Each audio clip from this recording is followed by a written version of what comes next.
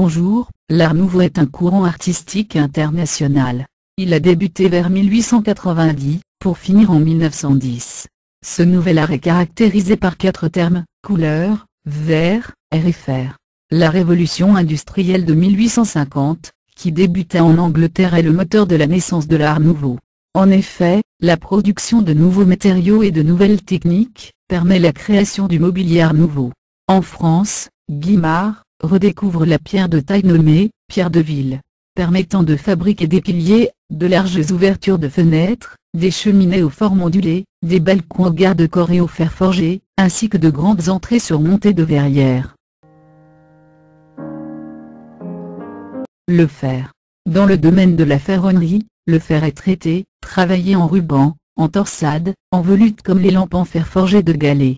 Le fer forgé permet des formes ondulées, que l'on souligne sur des meubles. La ferronnerie architecturale permet la réalisation d'œuvres en acier, comme la Tour Eiffel inaugurée en 1889, pour l'exposition universelle. La fonte permet d'être moulée.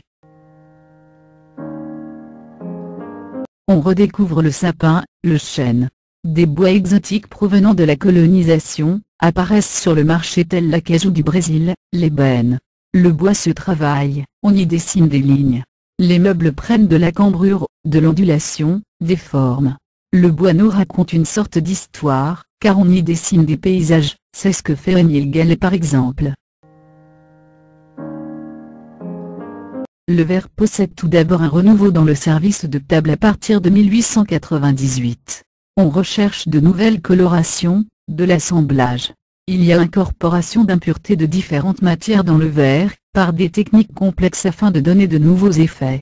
On superpose des couches de verre colorées par de l'acide fluorhydrique. Le verre américain, c'est-à-dire celui de Gruber, change de couleur en fonction de l'intensité de la lumière et de sa direction. On crée des vitraux représentant la nature, mais aussi des vases. Certains sont des séries faites en usine, d'autres sont uniques et commandées par de riches bourgeois. Le plomb permet d'assembler les différents verres colorés, et ainsi de créer des vitraux.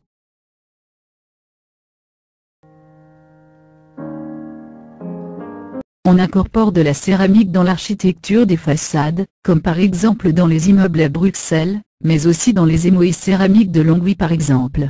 Le béton armé, autre découverte en termes de matière, a permis la conception de la Villa Majorelle à Nancy notamment. La Tour Eiffel est une prouesse technique dans l'utilisation du fer par exemple. Construite en 1889, pour l'exposition universelle, elle sert à montrer les prouesses de l'industrie française.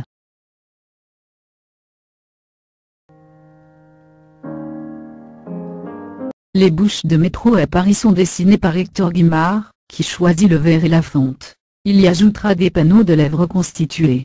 Pour lui, la fonte est un matériau souple, donc moulable. Chaque bouche du métropolitain sera construite en fonction de l'environnement. Les toits sont faits de lames de verre, appelées libellules. L'emploi de la fonte était aussi plus économique et pratique.